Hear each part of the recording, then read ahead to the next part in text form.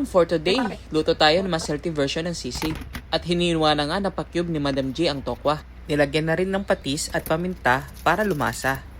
Mekos-mekos mo na yan, Madam G. Ayusin na yan. At pinasok na niya sa air fryer. Yan, Madam G, ikaw na bahala sa settings. Kayang-kaya mo na yan. And after a few minutes, charan!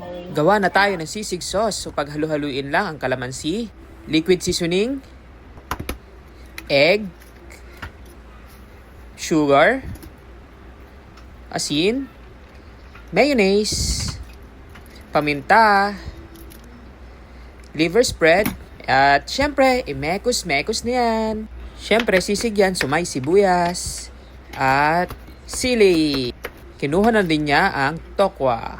Ready na lahat, so magsisisig na tayo. Yan, lagay na butter, igisa ang sibuyas, ilagay na ang tokwa, ilagay na rin ang secret sauce. Secret pa ba yun? Ilagay na rin ang sili, and halo-halo, and charan! Mangan